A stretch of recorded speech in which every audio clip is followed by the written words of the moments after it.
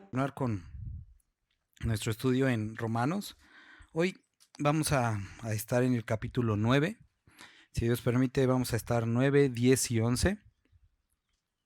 Como mencionamos al principio del estudio, Romanos puede dividirse en tres partes. La primera, del versículo 1 al 8, que puede dividirse en más partes, pero nos habla primero acerca de la culpabilidad del hombre, capítulo 1 y 2. Después nos habla acerca del sacrificio que hizo Cristo Jesús. Entonces primero nos habla de lo perdidos que estábamos, la gran oportunidad que tenemos en Cristo Jesús de ser transformados, cambio y todo eso. Después algunos capítulos los dedica a lo tan fácil que podemos echar a perder esto y la duda que tiene el ser humano de decir, híjole, Dios me dio tan grande salvación y por mis actos puedo perderlo, por mi actitud. Y entonces en el último capítulo vimos acerca de la gracia, cómo, y termina Pablo con esto, ¿qué nos separará del amor de Cristo? Una gran esperanza para todos nosotros. Después del capítulo 12 en adelante, nos va a poner ejemplos prácticos de esta salvación, de esta justicia y de esta vida que debemos de vivir. Y interesantemente, del capítulo 9 al 11, introduce un tema acerca de Israel, de la nación de Israel, que pudiera parecer muy fuera de lugar, decir, bueno, ¿y esto qué tiene que ver con todo lo que estamos viendo? Pero capítulo 9, 10 y 11 va a hablar 9 del pasado de Israel, 10 del presente de Israel y 11 del futuro de Israel. Y es un ejemplo en la nación de Israel de lo que les dio, cómo lo echaron a perder. Y vamos a ver tres temas: soberanía de Dios, vamos a ver cómo Dios es equitativo y vamos a ver también de la fidelidad de Dios, obviamente aplicado a este tema de la gracia y de lo que ha hecho Dios por nosotros. Y vamos a ver cómo, si Dios lo hizo por Israel, lo puede hacer por nosotros. Entonces, vamos al capítulo 9. Vamos a iniciar con una oración. Padre, te ruego que hables a nuestros corazones el día de hoy. Nos ponemos en tus manos. Ayúdanos, Dios. Amén. Capítulo 9. Dice, verdad digo en Cristo, no miento, y mi conciencia me da testimonio en el Espíritu Santo, que tengo gran tristeza y continuo dolor en mi corazón, porque desearía yo mismo ser maldito, separado de Cristo por amor a mis hermanos, los que son mis parientes según la carne, que son los israelitas. Entonces, Pablo empieza describiendo como una escena muy bonita, o sea, los israelitas eran los que les habían causado problemas en todo su ministerio. Todos los viajes que vimos, los tres de Pablo, a donde iban, los gentiles lo recibían y todo muy bien, y los israelitas eran los que lo andaban apedreando, persiguiendo, o sea, eran los gañanes del ministerio de Pablo. Y aún así Pablo dice que siente gran tristeza y dolor porque no estaban recibiendo a Cristo, porque a pesar de todo el esfuerzo y todo el amor, simplemente habían cerrado su corazón. Incluso llega al punto de decir, me gustaría o desearía yo pagar el precio, que yo me fuera al infierno, con tal de que todos pudieran entrar. Obviamente esto no puede ser porque se necesita un pago mucho más grande que Dios ya lo había hecho, que era Cristo Jesús, y por la sangre de Cristo Jesús todos ellos pueden entrar. Pero Pablo está simplemente describiendo el amor que tenía por los israelitas, que era su pueblo, era su sangre, eran los suyos, de los cuales son la adopción, la gloria, el pacto, la promulgación de la ley, el culto y las promesas.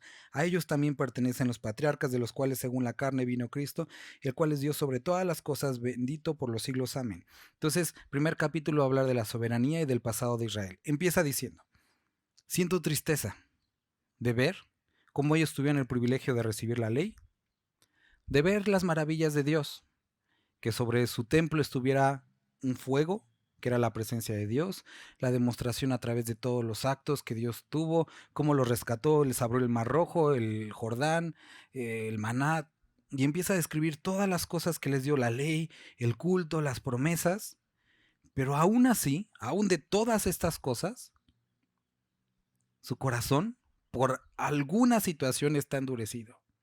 Entonces se está hablando del pasado. Y bien podría ser algo muy relacionado con algunos de los creyentes. Creo que todos conocemos a lo mejor o tenemos a alguien en nuestro corazón que decimos, ¿cuánto me gustaría que él o ella pudiera realmente entender? Ha tenido la oportunidad de ver el poder de Dios, su palabra, lo que ha hecho en el pasado. Ha pasado muchas cosas difíciles, pero la fidelidad de Dios, y por algo, a pesar de todos estos privilegios, porque lo que describe son privilegios, la ley, el culto, las promesas, los patriarcas, a través de los cuales según la carne vino Cristo, y a pesar de todas estas cosas, hay algo en su corazón que sigue poniendo algo en medio de entre él o ella y Dios. Y Pablo sentía tristeza, y posiblemente tú sientas tristeza por alguien, pero también me gustaría que lo pudieras pensar en lo que Dios ve en nosotros. Le he dado mi amor, di a mi hijo, justificación, gracia, una familia, esto, lo otro, y sigue poniendo algo. No que la palabra de Dios haya fallado, porque sabemos y lo decimos, es que la palabra del Señor no viene vacía, pero cuando ves a alguien en esta condición, dices, ¿será que en él sí regresó vacía? Y aquí dice, no que la palabra de Dios haya fallado, no, porque dice, no todos los que descienden de Israel son israelitas, ni por ser descendientes de Abraham son todos hijos suyos, sino en Isaac te será llamada descendencia. Esto es, no son hijos de Dios los hijos según la carne, sino que son contados como descendencia los hijos según la promesa. Pues la palabra de la promesa es esta: por este tiempo vendré a Sara y tendrás un hijo. Pero no solo esto, pues también Rebeca concibió de un solo hombre, de Isaac, nuestro padre.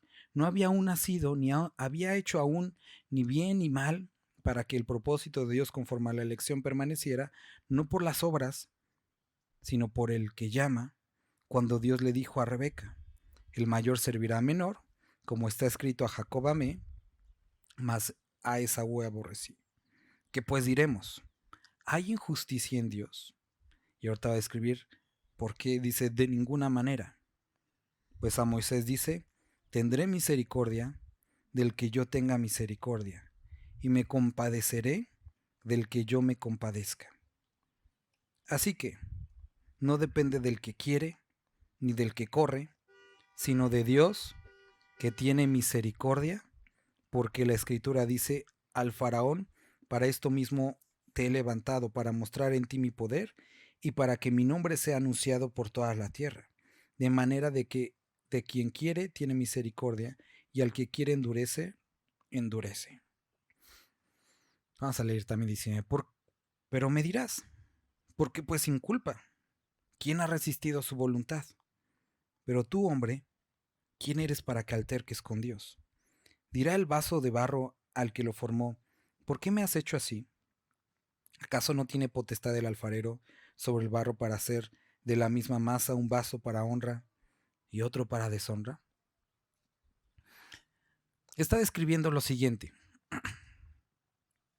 Les dio las promesas, les dio la ley, el Mesías vino en su nación, pero había algunos de ellos que no habían respondido. Y Pablo tenía tristeza por eso, porque había compartido el Evangelio y no habían respondido. Estamos hablando de personas que no habían respondido al Evangelio. No creyentes que se habían enfriado, sino personas que decían, no, no me interesa, gracias. Y aquí dice, no, la palabra de Dios no falló. Y empieza a describir lo que pasa, o que era lo que estaba sucediendo con la nación de Israel. Que no son cristianos todos los que van a una iglesia. Así también no son judíos simplemente por nacer en Israel. Y tú dirás, no, pues es que sí, si naces en México eres mexicano, si naces en Puebla eres poblano y ni para moverle, ¿no? Pero lo que está describiendo es que a la vista de Dios, esa familiaridad, esa relación, no se obtiene por nacimiento, ni porque tus papás fueron cristianos, ni porque tu abuelo fue misionero, sino porque por haber nacido de nuevo. Dice y habla acerca de el hijo de la promesa. Abraham tuvo muchos hijos, pero solamente a través del hijo que tuvo con Sara era la promesa, porque era el hijo según la promesa, según el Espíritu. De la misma manera habla de Rebeca, como la diferencia entre Jacob y Esaú. A Jacob amé, versículo 13, y a Esaú aborrecí. Y aquí está, ¿por qué que pues diremos que hay injusticia en Dios, pobrecito Esaú, ¿por qué no lo eligió a él? Recuerden que la vez pasada estuvimos hablando que la preelección o la predestinación de Dios está basada en su preconocimiento. Entonces Dios puede ver las elecciones de cada quien y en base a eso describe o se adelanta y dice esto va a ser lo que va a pasar porque Él conoce. Podemos ver algo muy claro con el ejemplo de Judas y de Pedro. Judas dice la palabra que Jesús sabía que era ladrón. Hasta escribe, él era ladrón. ¿Y por qué Jesús lo pone con las ofrendas? Si sabía que le iba a robar, porque quería darle la oportunidad. Y así con cada uno de nosotros. Él sabe de antemano lo que somos, pero aún así nos da la oportunidad. Y estaba la profecía con respecto a Judas, que era el hijo de perdición. Jesús sabía, Dios sabía que lo iba a traicionar, pero aún así lo llamó como apóstol. Para que nadie diga que no tuvo oportunidad. De la misma manera Dios da y murió por todos. Pero al final se reduce a la decisión del ser humano. Dios dio, Dios presentó, dio la oportunidad y entonces se reduce a la decisión del ser humano y en la decisión de Judas de traicionar a Jesucristo y por lo tanto simplemente reafirmar aquello que él ya tenía en su corazón. Lo mismo habla con Faraón. Hay 20 ocasiones en las que se menciona el endurecimiento del Faraón. 10 de ellas habla que el Faraón endureció su corazón y otras 10 que Dios endureció el corazón o reafirmó el corazón de Faraón. Y Dios utilizó incluso a estas personas que se habían endurecido para mostrar su gloria. De eso es de lo que está describiendo aquí. Pero me dirás, versículo 19, entonces, ¿por qué Dios nos va a juzgar de algo si Él mismo nos hizo así? Y aquí dice, no, Él no nos hizo así. Simplemente nosotros decidimos, Él ya sabía quiénes éramos, nos dio la oportunidad. Pero tú, hombre, ¿quién eres para que alterques con Dios? Dirá el vaso de barro al que lo formó, ¿por qué me has hecho así? ¿Acaso no tiene potestad el alfarero sobre el barro para hacer de la misma masa un vaso para honra y otro para deshonra? Dios puede utilizar y utiliza, da la oportunidad a todos, pero aquellos que deciden endurecerse, aún a los endurecidos, los usa para sus propósitos. Y es lo que describe. El Dios puede usar y hacer lo que quiera con lo que Él ha creado. ¿Qué si Dios, queriendo mostrar su ira y hacer notorio su poder, soportó con mucha paciencia los vasos de ira preparados para destrucción? Él, para hacer notorias las riquezas de su gloria, las mostró para con los vasos de misericordia que había preparado de antemano para gloria. A estos también ha llamado, es decir, a nosotros, no solo de los judíos, sino también de los gentiles. Como también Oseas dice, llamaré a pueblo mío el que no era mi pueblo, y a la no amada, amada. Y en el lugar donde se les dijo, vosotros no sois pueblo mío, allí serán llamados hijos del Dios viviente.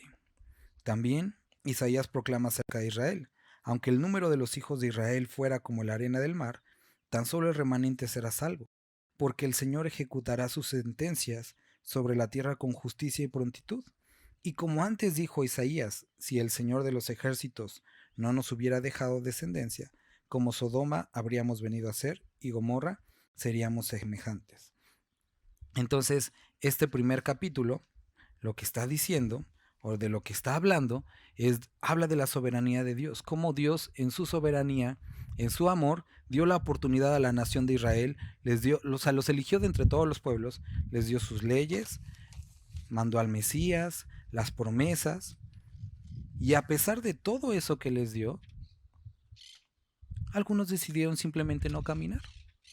Algunos decidieron, no, no es suficiente, estoy buscando algo más. Y entonces Dios, sabiendo eso, también desde el principio dio la oportunidad y llamó no solamente a judíos, sino a gentiles. Desde el Antiguo Testamento, ahorita leímos Oseas, leímos Isaías, como dice que iba a haber la oportunidad para personas como tú y como yo también escuchar. Y esa aquí describe el ejemplo de la soberanía de Dios. El día de hoy incluso hay la oportunidad para cada uno de nosotros de escuchar estas palabras o estar escuchando al pájaro que está allá atrás. Tenemos la decisión. Tenemos la decisión de acercarnos a Dios o de mandarlo a volar. Él en su soberanía ha decidido, esta es la forma en la que puedes acercarte a mí, a través de la fe en Cristo, no de religiosidad, no de leyes. Esta es la forma en la que se va a hacer. Conozco lo que vas a hacer, pero te doy la oportunidad. ¿Por qué? Porque he decidido hacerlo. Pero también sé cómo va a terminar. Haré todo lo necesario para que no tengas pretexto delante de mí de que no se te dijo. Pero al final tienes que elegir o seguirme o darte la vuelta, pero aceptar las consecuencias que esto implica. Versículo 30. ¿Qué pues diremos? Que los gentiles que no iban tras la justicia han alcanzado la justicia, es decir, la justicia que es por fe, mientras Israel que iba tras una ley de justicia no la alcanzó. ¿Por qué? Porque iban tras ella no por fe, sino dependiendo de las obras de la ley, de modo que tropezaron en la piedra de tropiezo. Como está escrito, he aquí pongo en Sión piedra de tropiezo y roca de caída, y el que cree en él no será defraudado. Y este versículo nos introduce. Vamos a leer lo que sigue. Hermanos, ciertamente el anhelo de mi corazón y mi oración a Dios es por la salvación de Israel, porque yo soy testigo de que tienen celo por Dios, pero no conforme al verdadero conocimiento, ignorando la justicia de Dios y procurando establecer la suya propia. No se han sujetado a la justicia de Dios, pues el fin de la ley es Cristo para justicia a todo aquel que cree. Entonces se está describiendo que la nación de Israel tenía la ley, tenía y conocía a Dios, lo que quería Dios, pero también en la misma ley, en los mismos profetas, estaba dicho que no sería a través de esto, sino que esta ley sería el camino, el ayo, para llevarlos después al Mesías, a Cristo, a través del cual habría verdadera salvación. Pero el pueblo judío se endureció y dijo, es que no queremos que sea así, no queremos que sea como por fe, queremos nuestras reglas y quiero hacerlo yo, ganármelo de esta forma. Y entonces describe el conflicto que a veces tiene el ser humano entre Dios. Es que, ¿por qué no haces así mi vida? ¿Por qué no mejor estos caminos? ¿Por qué no así? Cuando Dios ha determinado otros medios para ti, otras formas, y no digo de salvación, sino simplemente de tu vida como creyente. Dios ha determinado ciertas experiencias de vida para cada uno de nosotros. A veces decimos, Dios, ¿por qué Él sí tiene y por qué ella no? ¿Y por qué vas a altercar con Dios? Hace unos años que pasamos una situación bien súper difícil en casa, económica. Llegamos al punto en el que empezamos a vender las cosas que teníamos para, no nada más para pagar las deudas, sino para comer. Entonces, en casa teníamos una como localito y ahí pues las cosas las saqué, me las puse a vender las cosas. Y un cuate se acerca y me dice, oye, ¿podrías vender mi mesita y te doy una comisión? Le dije, no, porque la verdad me da cosa tener cosas que no son mías, ¿no? Ay, ándale, y ahí me estuvo, insiste, insiste. Dije, bueno, pues ya, te voy a dar la oportunidad de que yo venda tus cosas, ¿no? Le dije, nada, es que, mira, no me hago responsable si algo les pasa, porque no es mío, no tengo dinero. Se la hice chillona, le expliqué, me dice, sí, no importa, tú véndelo en lo que lo quieras vender. Dije, bueno, me lo pone y fue así. Se da la vuelta, camina 5 pasos y un palo que estaba aquí se cae. Era una mesa de vidrio, cae sobre la mesa de vidrio y la rompe, ¿no? Y se voltea todo enojado y me dice, oye, ¿qué te pasa? ¿Por qué no cuidaste mi mesa? Yo dije, te acabo de decir que no tengo dinero, que no me hago responsable. Y se enojó y me lo hizo pagar. Y yo que dije, o sea, le di la oportunidad de vender sus cosas y todavía se pone sus moños. Él vio que ni siquiera fue mi culpa. Se le explicó que no tenía responsabilidad, pero aún así me obligó y tuve que pagar dinero que no tenía. Y a veces somos de esta manera con Dios. Él no tiene por qué salvarnos. No tienes por qué despertar. No tiene ni por qué tratar contigo. Y habiéndote dado tantas cosas, aún así nos ponemos en papel de decir, bueno, ahora te voy a exigir. Me salvaste y ahora te voy a exigir. Esto es lo que sucede, o esta es otra de las cosas que podemos ver a través de esta parábola de los trabajadores. Jesucristo dice que, explica esta parábola, llama primero un dueño de un campo a unos trabajadores en la mañana, otros después de otras 2 horas, otros después, y unos casi terminando el día de jornal. Y a todos les paga lo mismo. El del principio se enoja porque a los de último les pagó lo mismo. Y dice, ¿por qué a ellos pagaste lo mismo si nosotros trabajamos más? Y el patrón les dice, ¿no fue eso lo que acordé contigo? ¿Un denario? Si yo quiero darle y soy bondadoso más bien igual que a ti, a los demás, ¿tú qué? ¿O eres egoísta y te enojas que yo haga con lo mío lo que yo deseo? Y eso es algo de lo que vemos descrito aquí. Dios había determinado la salvación del hombre y había determinado una forma. Pero el pueblo de Dios, habiendo sido elegido, Israel, empezaron a exigir o a tratar de querer hacer las cosas no a la manera de Dios, sino como nosotros pensamos que es mejor. Piensa, hermano, si hoy estás enojado con Dios porque no ha hecho las cosas como a ti te parecen. Y si es de esta forma, pierdes el tiempo. Le decía a mi hijo que ni me puede entender, ¿no? Que ahorita todos los días que le cambiamos el pañal, todos los momentos, llora. Todos. Y le digo, ¿para qué lloras si de todas maneras te lo va a cambiar? Y es así. ¿Para qué lloras? ¿Para qué te quejas? Si Dios es soberano. Puedes hacer berrinche, puedes enojarte, pero es solamente en tu prejuicio, tu perjuicio. ¿Por qué? Porque Dios es soberano. Versículo 5. Y vamos a empezar a hablar de la equidad que Dios tiene. Moisés escribe así de la justicia que es por la ley. El hombre que haga estas cosas vivirá por ellas. Pero de la justicia que es por la fe dice así. No digas en tu corazón quién subirá al cielo. Esto es para traer abajo a Cristo. Ni digas tampoco quién descenderá al abismo. Esto es para hacer subir a Cristo de entre los muertos. Pero ¿qué dice acerca de ti esta palabra?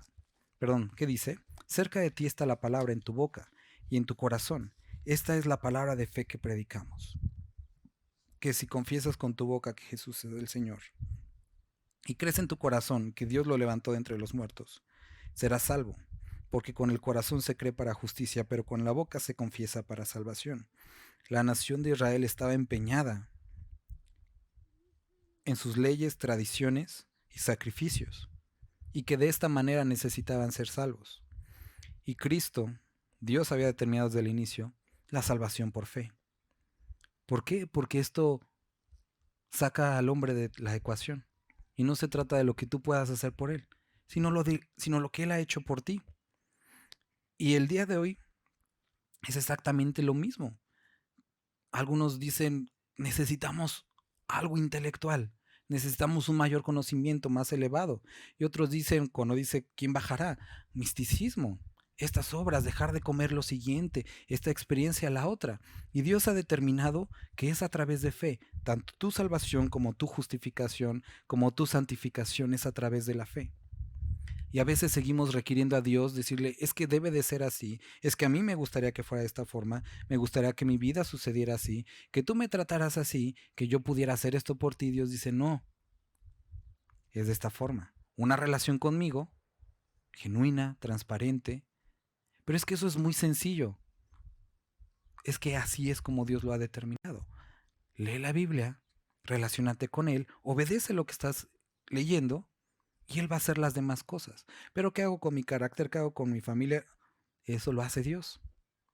Enfócate en lo que Él te ha pedido, esta justificación y esta santificación por fe, y Él va a hacer todo lo demás. Recuerda, versículo 9, esta es la palabra de fe que predicamos. Que si confiesas con tu boca que Jesús es el Señor, y también crees en el corazón que Dios lo levantó de los muertos, serás salvo. Simple para ti, difícil para tu carne y locura para los demás, porque con el corazón se cree para justicia, pero con la boca se confiesa para salvación.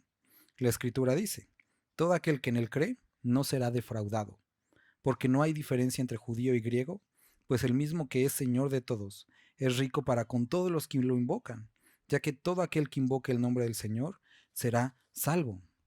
Pero Dios, podrían decir los judíos, ellos no se los merecen, son gentiles. Pero Dios dice que no se trata de tu nacimiento, no se trata de lo que hayas hecho, las asistencias que tengas a la iglesia, sino se trata de lo que Él hizo por nosotros. Y aquí vemos cómo Dios actúa de la misma manera para con todos. La equidad de Dios en cuanto a la salvación se muestra, que a todos les da la misma oportunidad, a través de la fe en Cristo, ser salvos y ser transformados. Versículo 14. ¿Cómo pues invocarán a aquel en el cual no han creído? Basado en lo que acaba de decir, que todo el que invoque el nombre del Señor será salvo, dice, ¿cómo pues van a invocar a aquel del cual no han creído? ¿Cómo creerán en aquel de quien no han oído? ¿Y cómo irán sin saber quién les predique? Y aquí vemos la importancia del evangelismo, de las misiones. ¿Y cómo predicarán si no son enviados? Como está escrito, cuán hermosos son los pies de los que anuncian la paz, de los que anuncian las buenas nuevas. Pablo está describiendo uno de los problemas. Si la salvación es a través de confesar y de creer, las personas necesitan escuchar esto.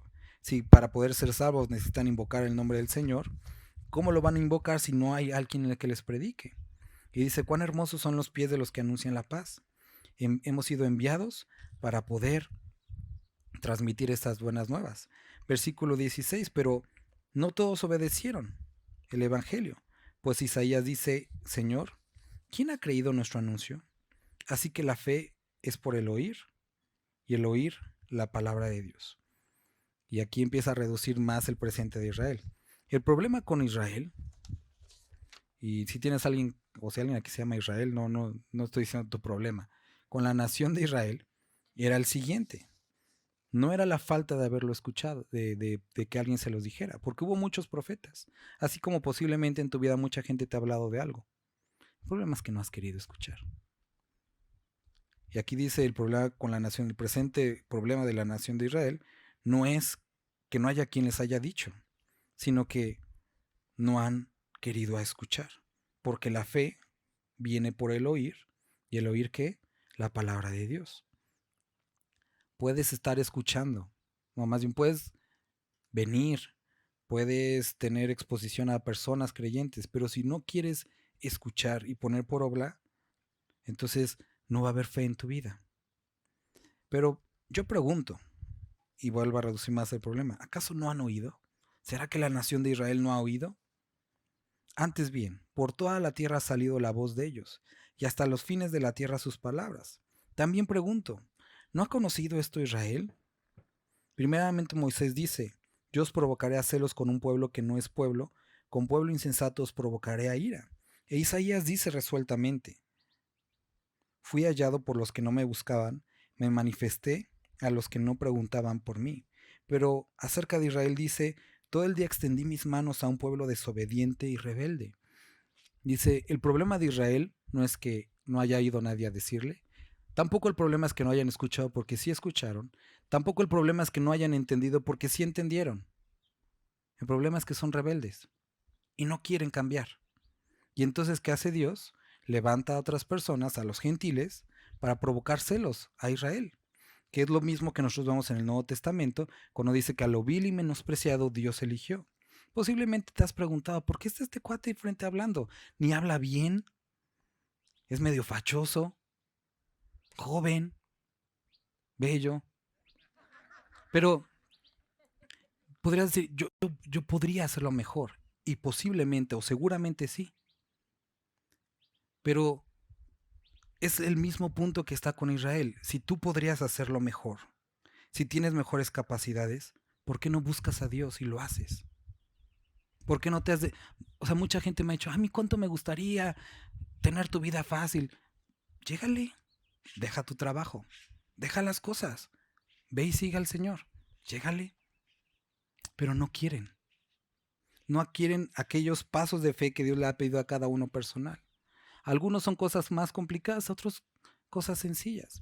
Hemos tenido algunas circunstancias a lo largo de ya varios años, por ejemplo, con el programa de los devocionales. Haz un devocional y así empezamos a servir a Dios. Pero a veces eso es como, ¿pero por qué tengo que enseñarlo? ¿Por qué no? Si así puede servir al Señor. Hay personas que dices, es que quiero servir a Dios, pero esto, lo otro. Y son cosas sencillas. Y Dios hace esto, que levanta de lo vil y menospreciado a los que no saben, a los más chafas, para provocar a ira, digo, a provocar a celos a ti, que tienes toda la actitud, todo el conocimiento. Pero a diferencia a lo mejor de nosotros en algún momento de nuestra vida, no hemos tenido la obediencia necesaria. Y queridos hermanos, esto es lo que Dios hizo con Israel. Tenían el pacto, tenían las promesas, tenían la ley, pero no quisieron obedecer. Y Dios levanta a pura gente como nosotros, que nos gustan las carnitas y la longaniza y todo eso, y ellos se rasgan las vestiduras y dicen, ¿cómo ellos pueden adorar a Dios? ¿Cómo ellos pueden tener acceso al Padre? ¿Cómo vemos que tienen al Espíritu Santo? ¿Por qué? Pues simplemente dimos el paso de ¿a dónde más iremos? No tengo nada más. Y querido hermano, querida hermana, si el día de hoy tú sientes que podrías hacer más por Dios, pero tienes algún conflicto con algo, posiblemente Dios te está trayendo estos celos y te dices, doblega tu corazón, simplemente haz esto, haz lo otro y da el paso. Versículo 20, quiero leerlo otra vez. Fui hallado por los que no me buscaban. Me manifesté a los que no preguntaban por mí. Personas como chafas, ¿no? Y anteriormente vimos que a aquellos que no eran amados les dijo, ahora son amados. Y en los lugares que se les dijo, ustedes no son mi pueblo, ahora ustedes son mi pueblo. Pero de Israel, de los que tenían el conocimiento, todo el día extendió sus manos. Y es triste, ¿no? Todo el día extendió sus manos a un pueblo desobediente y rebelde. Pero Dios cambiar la forma de acercamiento a Él. Es por fe y solamente por fe. No por actos, no por méritos, sino por fe. Dios da la misma oportunidad a todos. Podemos elegir, pero sigue siendo el mismo resultado. Capítulo 11. Por tanto, y vamos a ver el futuro de Israel. Pregunto, ¿ha desechado Dios a su pueblo? Con todo esto podemos decir, ay sí, Israel se pasan, ya no. ¿Dios ha desechado a su pueblo? No, de ninguna manera. Porque también yo soy israelita, descendiente de Abraham, de la tribu de Benjamín. No ha desechado Dios a su pueblo, al cual desde antes conoció. Entonces quiero que veamos, primero nos describió el problema como los primeros 2 capítulos de Romanos. Después nos mostró su gracia. Y después el defecto de los seres humanos. Pero aún así, querido hermano, Dios no desechó a su pueblo Israel. Y lo sigue amando y sigue reservando grandes promesas para él. Y a pesar de nuestra dureza, de nuestros errores, de nuestros pecados, de nuestra resistencia, Dios sigue de la misma forma, con los brazos abiertos, diciendo, hey, puedo y quiero cambiarte. De ninguna manera ha desechado a su pueblo, porque también soy israelita. Y dice, yo soy un ejemplo, aquí estoy. ¿O no sabéis lo que dice la escritura acerca de Elías? De cómo se quejó ante Dios contra Israel, diciendo, Señor, a tus profetas han dado muerte y a tus altares han derribado, solo yo he quedado. Entonces, ahí estaba de chillón Elías, dice, no, yo soy el único cristiano sobre la faz de la tierra. Y Dios le dice, tranquis, eres el único.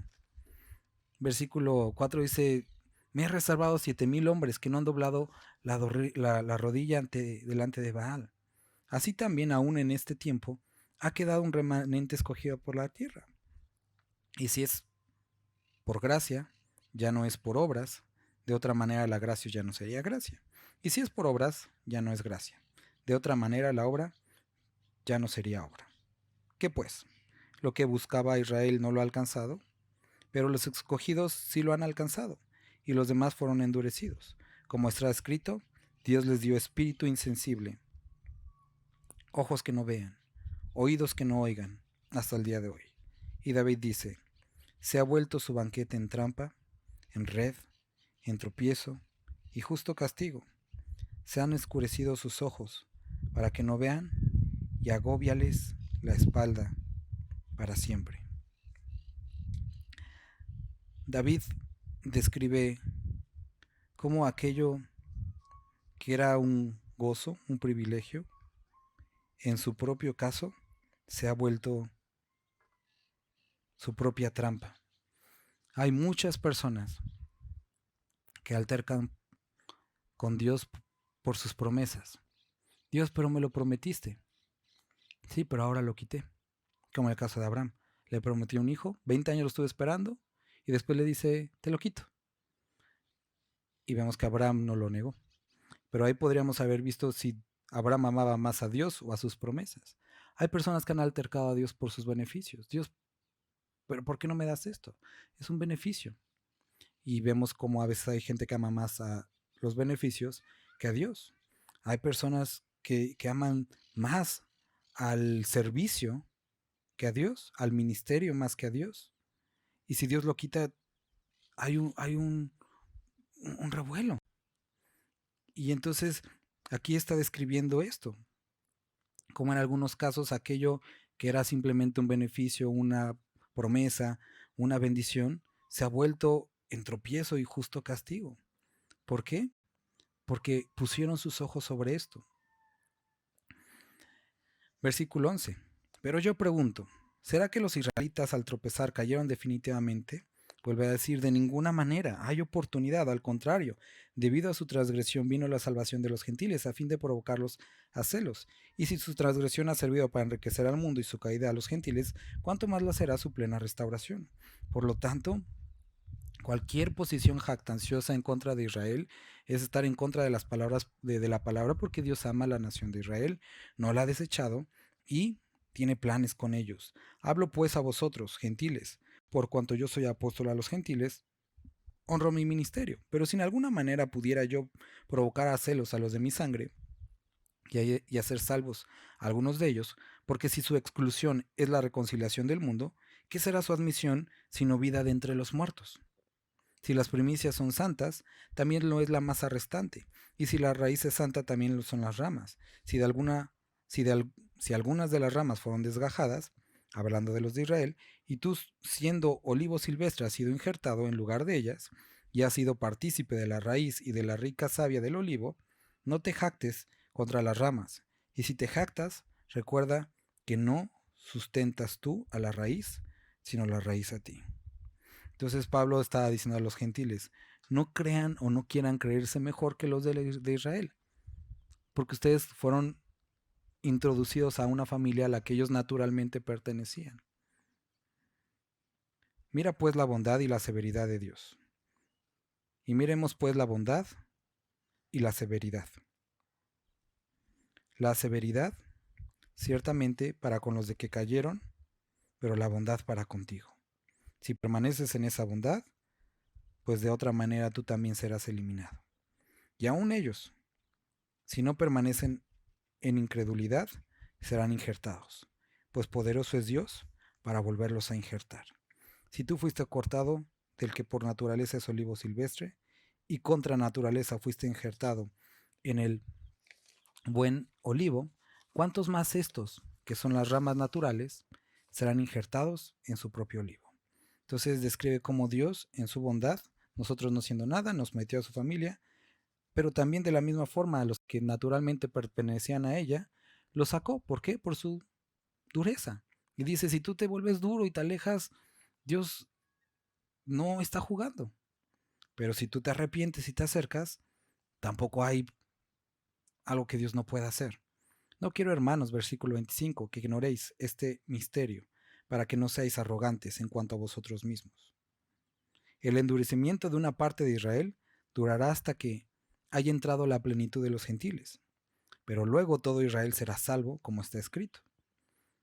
Vendrá de Sión el libertador, que apartará de Jacob la impiedad, y este será mi pacto con ellos, cuando yo quite sus pecados. Y dice que este será el pacto cuando yo quite sus pecados. Así que, en cuanto al Evangelio, son enemigos por causa de vosotros, pero en cuanto a la elección, son amados por causa de sus padres, porque irrevocables son los dones y el llamamiento de Dios. Como también vosotros erais en otro tiempo desobedientes a Dios, pero ahora habéis alcanzado misericordia por la desobediencia de ellos. Así también estos ahora han sido desobedientes, para que por la misericordia concedida a vosotros, ellos también alcancen misericordia. Pues Dios sujetó a todos en desobediencia para tener misericordia de todos. describe cómo Dios da oportunidad a todos y da misericordia a todos. Los que se endurecen, pues se endurecen, pero si se arrepienten, pueden alcanzar misericordia. Y no es un impedimento a Dios tu corazón duro. Él puede transformar lo que sea, pero necesitas acercarte a Él en arrepentimiento, que Él quite tus pecados y entonces experimentar esta misericordia que Él tiene. ¿Por qué? Porque no depende de lo tan malo que haya sido, sino de la justicia que Él puede imputar a cada uno de nosotros. Versículo 33.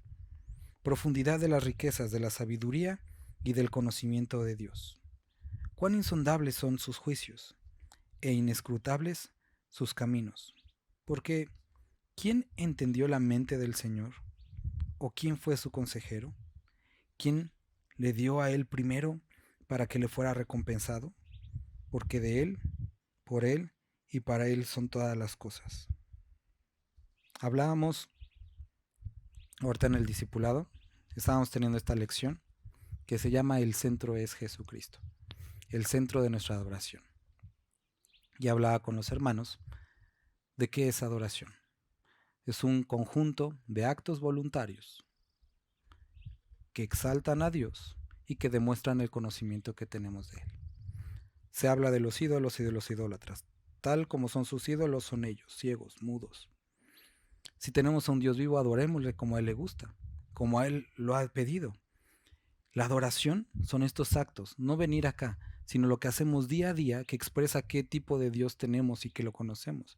Deben ser actos voluntarios. Cuando trabajas, cuando caminas, cuando ves, cuando hablas, adoramos al Señor. Puedes cantar muy bien aquí, pero estar desconectado de Él. Pero puedes estar afuera y estar adorando a Dios con lo que eres, con lo que tienes, con lo que haces. Eso es el tipo de adoradores que Dios busca, adoradores en espíritu y en verdad. Lo vimos hace un par de meses. Cuando vemos este reflejo, vemos cómo Israel se había enfocado en estas reglas, pero esas reglas únicamente eran para demostrar quiénes eran ellos. De la misma forma, la ley muestra quiénes somos, y ya nos dimos cuenta quiénes somos. Ahora accedamos a su misericordia y gracia y caminemos de la forma en la que Él ha dado para nosotros. Queridos hermanos, lo que Dios pide de nosotros es una relación auténtica con Él. Y esta relación con Él va a transformar nuestras vidas, va a transformar nuestros pensamientos, va a transformar nuestras necesidades. Y podremos llegar a este punto, al último versículo, a la última parte. A Él sea la gloria. Porque el mensaje de fe que vimos al principio que predicamos nunca fue del cristianismo. El mensaje de fe no es el hombre, el mensaje de fe no es mi satisfacción, mi realización, yo, sino es que la gloria sea a Él por los siglos de los siglos. Amén. Y Él ha determinado el medio de la fe en Cristo Jesús como base para el acercamiento, la salvación del ser humano a Él. Vamos a orar. Señor Jesús, gracias te damos por este tiempo, porque pudimos estudiar tu palabra.